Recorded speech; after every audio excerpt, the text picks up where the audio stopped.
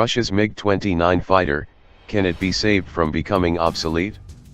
Russia's fourth-generation MiG-29 light fighter aircraft was conceived in the 1970s as an affordable Soviet option alongside the more high-end Su-27. The MiG-29's cost-effective production cycle allowed it to be mass-manufactured as a popular export product. It became one of the most widely purchased fighters, used everywhere from India to Peru.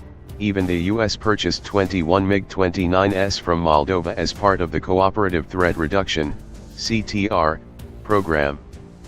But whatever its past laurels, the base MiG-29 model is showing its age with archaic radar technology and relatively low fuel capacity. The Russian Air Force is accordingly pursuing several concurrent projects to modernize outdated aspects of the MiG-29 while preserving its dogfighting potential. These include over a dozen variants that, like the MiG-29 SE and MiG-29K, focus on improving specific functions ranging from improved radars to missile add-ons.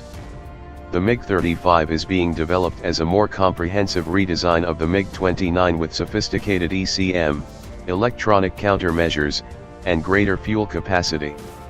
While the MiG-35 could potentially phase out the MiG-29 over the long term, recent news suggests that some iteration of the MiG-29 is here to stay. Acting Director of Russian aircraft engine manufacturer Klimuv, Alexander Vadygin, gave the following statement to the official television channel of the Russian military earlier this week: "We are developing an engine for a light fighter aircraft. When talking about the production of a fifth-generation fighter, then that would be a heavy fighter. But of course, we have not abandoned our belief that the RD-33 engine still has potential and can be used as a foundation for a more modern engine, to be added to the ranks of fifth-generation engines with a load of up to 11 tons. We are working on this." The Klimov RD-33 engine was a key part of why the MiG-29 was so cost-effective to mass-produce but is increasingly seen as a technical bottleneck amid efforts to update the aging jet. This fifth-generation engine seems to be something other than the RD-33 MK, developed for the MiG-35 in 2001. Neither was Vadygin referencing the Saturn AL-41, a heavily upgraded iteration of the AL-31 slated the Su-57 strategic stealth fighter. What, then, is the fifth-generation engine being produced for certain models of the MiG-29 and 35? Specifications were not offered at the time of writing, but Vadagin's repeated use of the term fifth generation is a descriptor consistent with a focus on improving some of the RD-33's most glaring shortcomings: greater fuel efficiency, longer service life, and maneuverability enhancements.